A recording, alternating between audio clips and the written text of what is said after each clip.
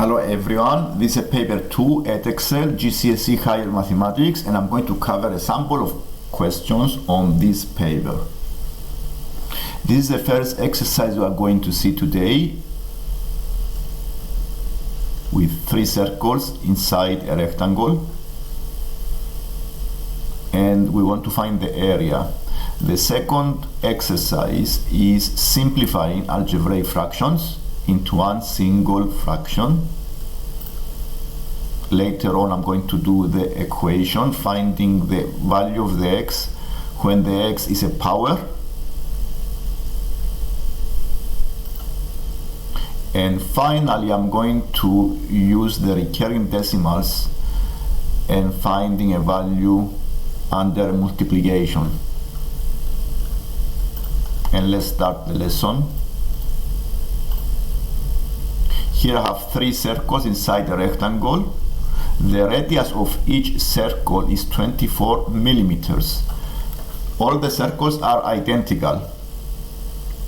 And I want to find the area of the rectangle. The area of the rectangle is base times height.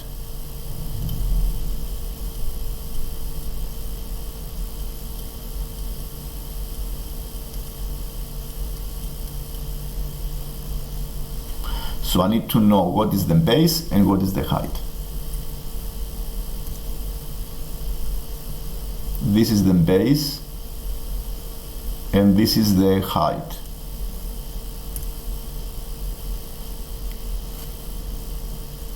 I know the radius of each circle.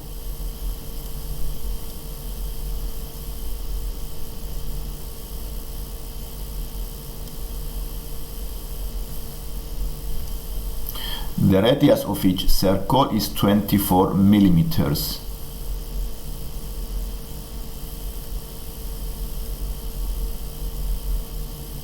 And as you can see on the diagram, the base of the rectangle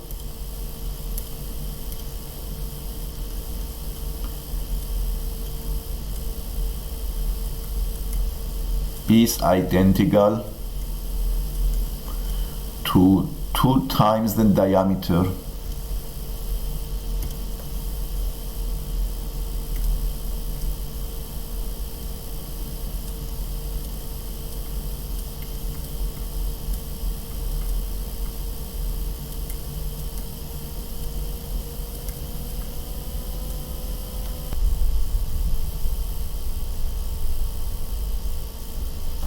Yes, the base is 2 times the diameter, and I want also to find the height of this rectangle, and as you can see from the graph,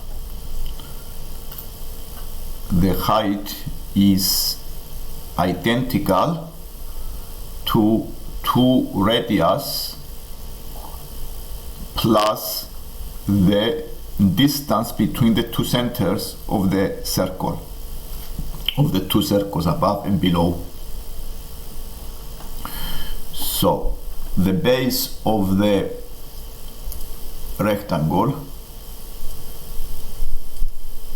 it is 2 times the diameter. The diameter is 48, so the base is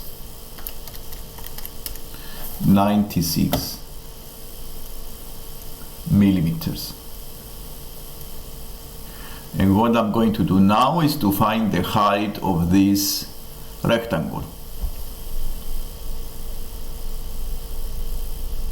To find the height of the rectangle, all I need is this distance, the vertical distance between the 2 circles, above and below.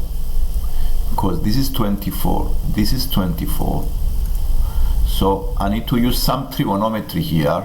I connected the centers of the circles and I found an equilateral triangle. I found an equilateral triangle.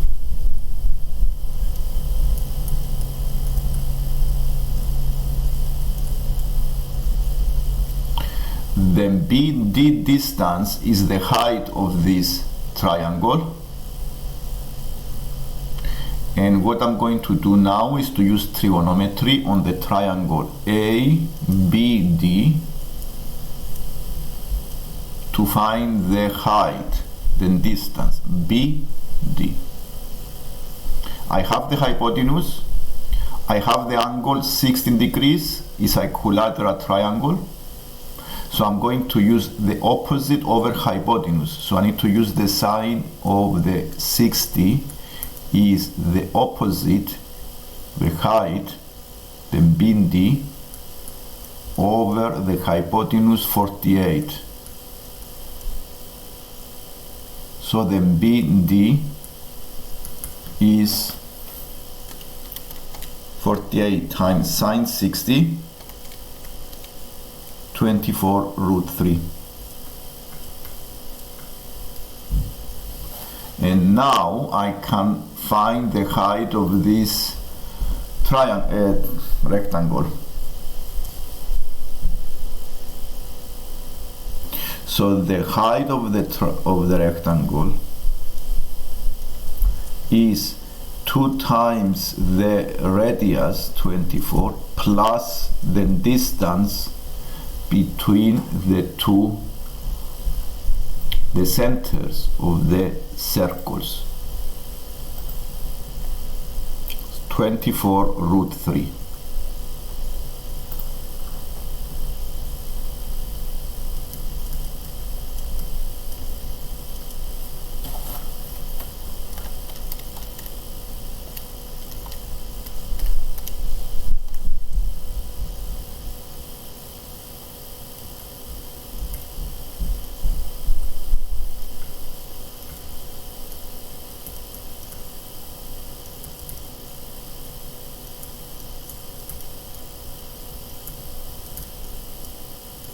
So the total area of the rectangle is 96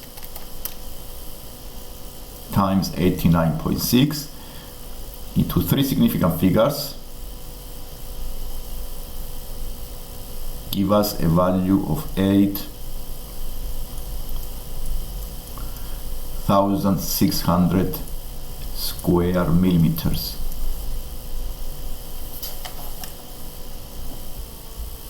This is the next exercise I'm going to do today is simplifying algebraic fractions. And here I have 3 fractions, 2 minus x plus 2 over x minus 3 minus x minus 6 over x plus 3. And I want to combine this into one single fraction. Combining fractions with different denominators, I need to make sure they have same denominators by changing into equivalent fractions. So the first step here is to decide what is the common denominator. The common denominator is the lowest common multiple of the denominators, that is x minus 3 times x plus 3.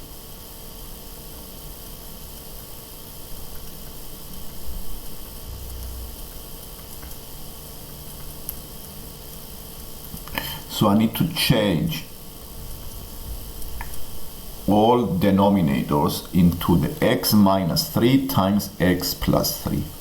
The first one is 2 over 1. So I times the first fraction by x minus 3 times x plus 3. I times both numerator and denominator. So I have 2 times the x minus 3 times the x plus 3 minus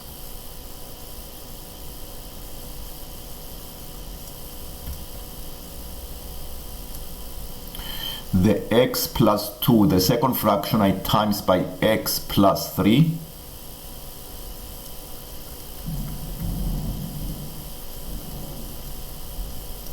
and the third fraction I times by x minus 3.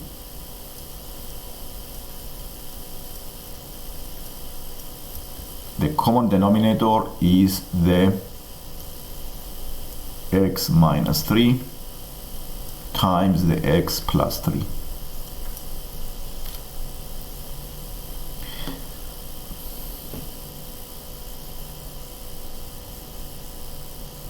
So what I'm going to do now is to simplify the numerator by collecting like terms and multiplying out the brackets. This is important here. It's also very useful here to know the identity of difference of two squares, because what I see here, denominator, is the identity a minus b times the a plus b is equivalent to the a square minus the b square. So I can replace the x minus 3 times the x plus 3 with the x square minus 3 square, which is 9. So let's see the identity. The identity is these expressions that I'm going to highlight. So this is an identity. This is an identity as well. So this saves time. So we go and replace them.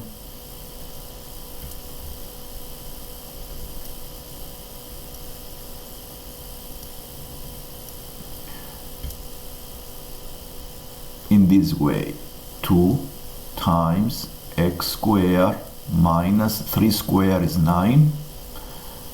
Then I multiply these two brackets, give me a quadratic x squared 5x plus 6,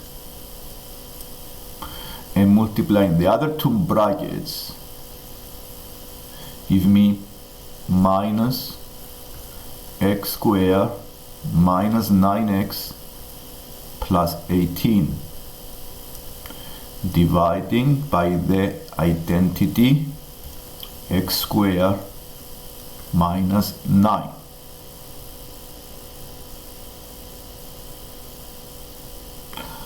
And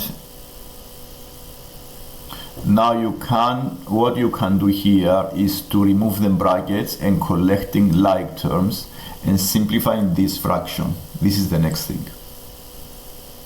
Okay, so you have 2x squared minus 1x squared give me 1x squared minus 1x squared. Again, this becomes 0x squared. So I don't have an x squared terms. Then I do 2 times negative 9 is negative 18.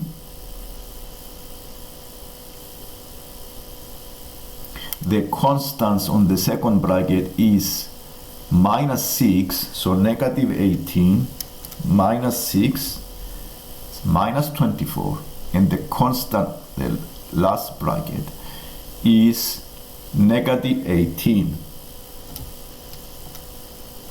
So it is minus 42. And the x terms are minus 5x from the second bracket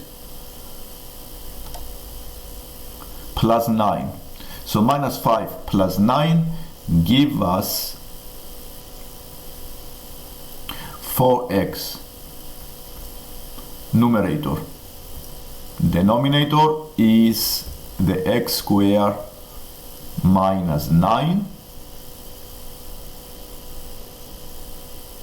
And we have simplified this fraction into a single fraction of this form, ax plus b over x squared minus 9. The value of the a is 4 and the value of the b is negative 42. This is the next exercise I'm going to do today, is finding the value of the x on this equation, and the x is a power. So the method that I'm going to use to find the value of the x is to express all the powers as powers of 2, because 16 can be expressed as a power of 2 and the 8 as a power of 2. And how do we do this? Is by dividing by the powers of 2 by primes until we found all the powers of 2 using the factor 3. And you see that 16 is 2 to the power of 4. The same way the 8 is 2 to the power of 3. So I can replace the 16 with 2 to the power of 4 and the 8 with 2 to the power of 3. So this is 2 to the power of 4 to another power times the 2 to the power of x,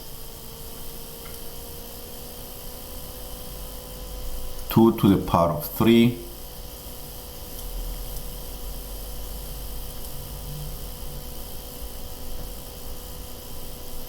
now I'm going to use the rule of indices, which says that if I have a 2 powers, I can multiply the powers.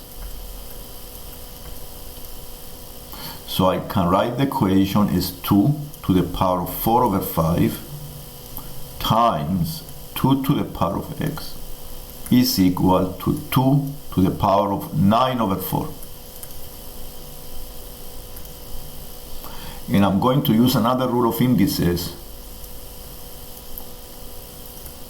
which says that if I have 2 powers, multiplication of 2 powers with the same number, the same base, I can add the powers.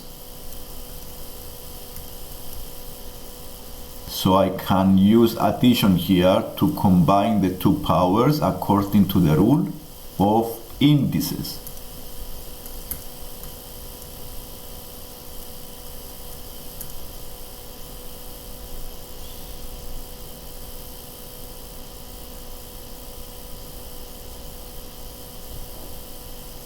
And what I have now is one equation where both sides are equal. Both sides are equal, which means the powers have to be equal as well. So I can make an equation.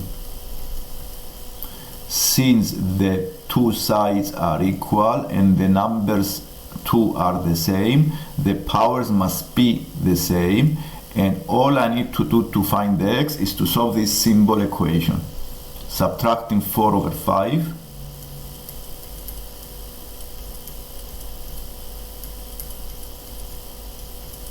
the value of the x is 45 minus 16 over 45 or 20. Sorry.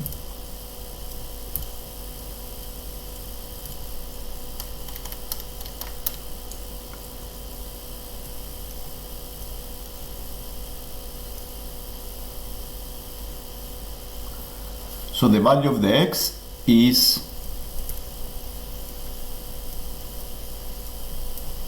29 over 20. And this is the last exercise I'm going to do today, is to find the value of a multiplication of 2 recurring decimals.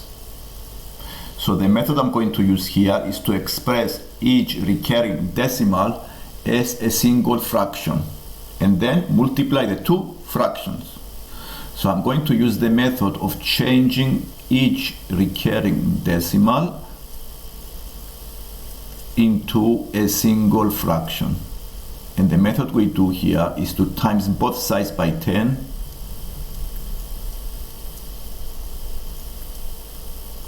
until the recurring decimals are in the right position, so I can eliminate them by subtraction.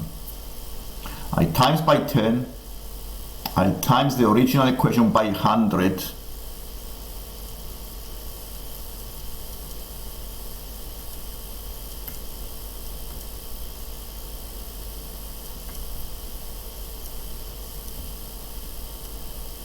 but still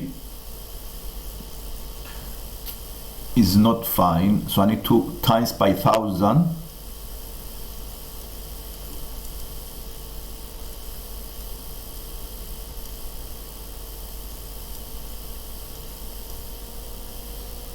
And now I can see that the equation, 2 equations can be subtracted,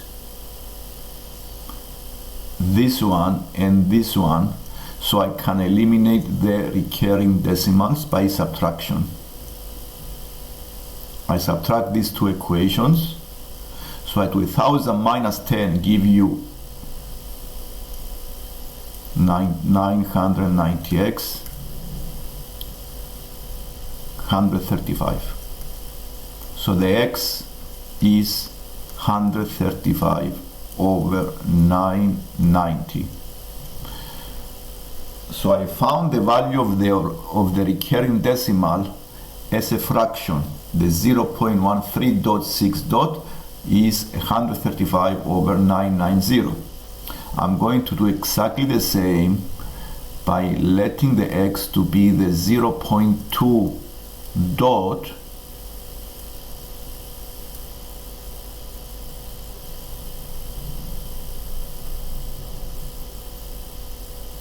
and I use exactly the same methods.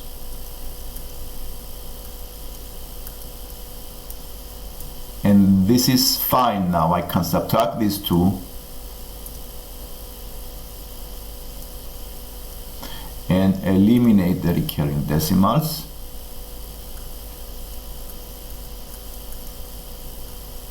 So the x is 2 over 9. And now I'm going to multiply these two fractions because these two fractions represent exactly the value of these two recurring decimals. So I do 135 over 990 times 2 over 9. And simplifying this fraction, so the first fraction simplifies into 3 over 22.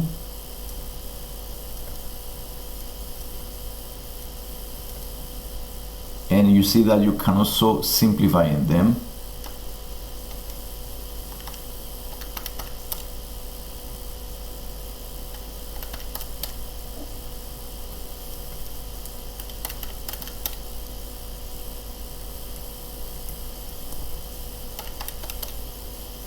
So this is the answer, 1 over 33. And we have solved this exercise as well. This is the last exercise for today. Good luck for the exam, and I hope I see you in the paper 3.